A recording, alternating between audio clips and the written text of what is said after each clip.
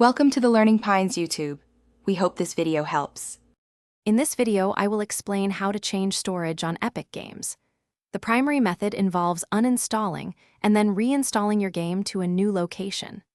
Unfortunately, the Epic Games launcher does not offer a direct move option for installed games. Before you begin, it's always a good idea to back up any important game save data, especially for single-player titles, to prevent any loss during the process. This ensures your progress is safe. To start, open your Epic Games launcher and navigate to your library. Locate the game you wish to move, then click on the 3 horizontal dots next to its title. From the drop-down menu that appears, select the Uninstall option. Confirm your decision when prompted. This process will remove the game files from their current location, freeing up that storage space and preparing it for reinstallation elsewhere on your system. Once the game is uninstalled, you can proceed with reinstalling it to your desired new storage location.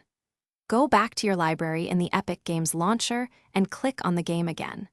When prompted for the installation directory, carefully select the new drive or folder where you want the game to reside. You might want to create a dedicated Epic Games folder on your new drive for better organization. The launcher will then download and install the game to this chosen path.